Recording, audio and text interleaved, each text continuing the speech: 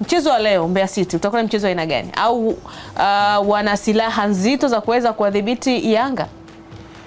No, hawana silaha za kuwakabili za kuwadhibiti Young Africans, ila wana silaha za kuweza kushindana na Young Africans. Okay. Unajua tunaposema silaha ya kumdhibiti mpinzani, yani maana yake wewe una uwezo wa kwenda kumaliza moja kwa moja. Kwamba una silaha ambayo mpinzani hafurukuti kwenye hiyo silaha. Sasa silaha kwenye mpira wa miguu ni quality ya wachezaji. Sasa Yanga ina quality nzuri kuliko Mbeya City. Na kwenye quality ya Young Africans tu walionayo inatosha kwenda kuiangamiza Mbeya City. Kwa maana mchezaji mmoja mmoja. Lakini Mbeya City wao sasa hawana quality kama Young Africans, lakini wana uwezo wa kwenda kushindana vizuri na Yanga. Kwamba wana uwezo wa kwenda uwanjani na wakajitoa kwa 100% wakaenda kushindana na Young Africans.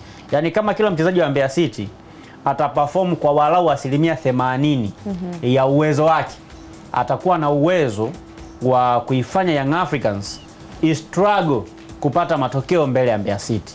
Na Mbeya City kwa miaka mingi inapokuwa pale Sokoine Mbeya imekuwa ikitoa game tough sana kwenye hizi timu kubwa.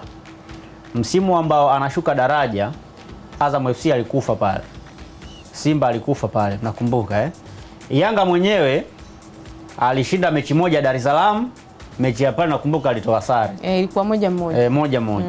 Manake ni timu ambayo inajua kucheza dhidi ya hizi timu kubwa. Na ni timu ambayo ina wachezaji ambao ni Tanzania boys hawa. Yaani tunajua wachezaji wetu wa Kitanzania.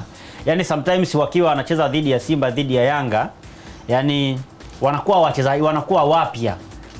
Wanakupa kitu cha tofauti na kile ambacho unakiona kwenye game zote zilizopita. Yes, kwa hiyo ni mechi ambayo ni ngumu kwa Young Africans, lakini quality ya Young Africans ina uwezo wa kuwabeba kwenye mchezo na wakapata matokeo ambayo ni mazuri.